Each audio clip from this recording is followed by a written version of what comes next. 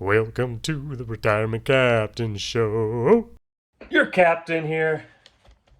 What a great day to be alive. Am I right or am I right? Or am I right or am I right?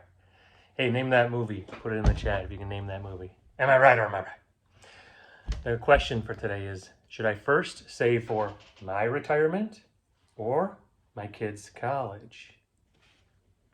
Okay. What do you think? All right. Here's the dilemma. When you become a parent, it becomes apparent to you that you care a lot less about yourself. And now it's about the next generation, right? Your children. So the answer to this question, if somebody wanted to sound good in a group of strangers, they would say, well, you got to pay for your kids' college. You got to cover your kids' college first before you worry about yourself. Okay, wonderful. Great. And on the flip side, you have kind of that easy answer of the free fall rule, right? If an airplane is in a free fall, you're supposed to put the mask over your own mouth first, so that way you can help the other people around you. Meaning save for retirement first, then focus on the kids. However, I think the true answer, or the most optimal answer, because we always talk about optimal answers on this channel, is somewhere in the middle. Okay. Now, look, we are in the day and age where you don't want your kids to graduate college. They're ready to be a teacher, making $50,000 a year, and they're in $150,000 of debt, maybe $200,000 of debt. Which, by the way, there are ways to not be in heaps of college debt. That is so obvious.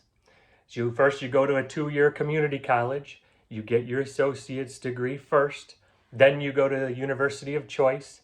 The community college will cost you pennies on the dollar, while the university will cost you an arm and a leg.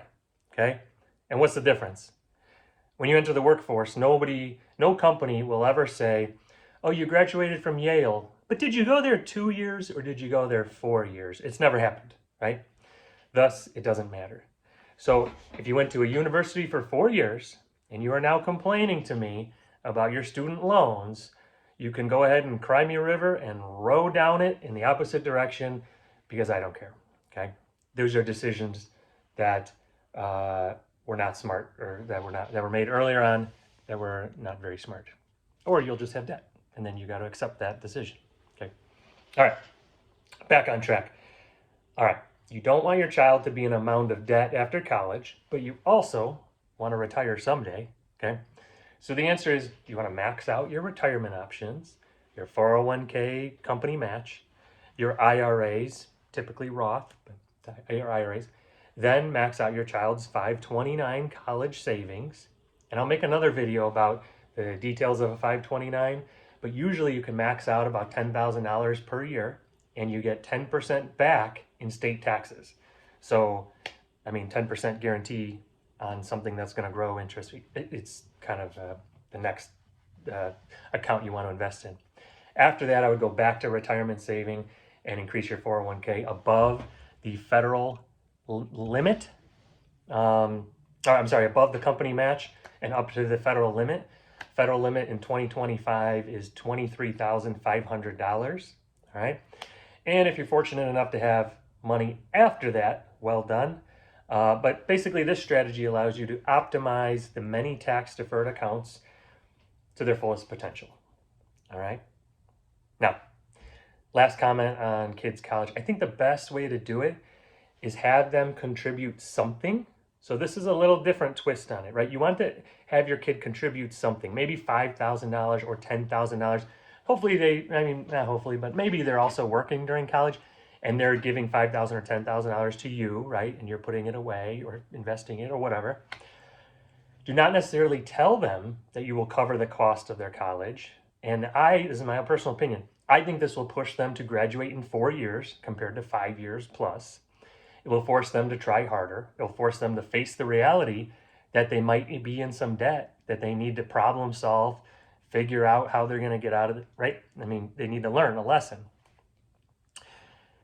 Also, that money has value. So if mommy and daddy are always paying for everything, well, okay, money's here, money comes and goes. There's always the safety net. Well, that's not always the case. There's always also not always a good lesson in life. And then maybe when they graduate, the gift you give them for their graduation is maybe you pay off a portion, or if you're fortunate enough, all of their college debt.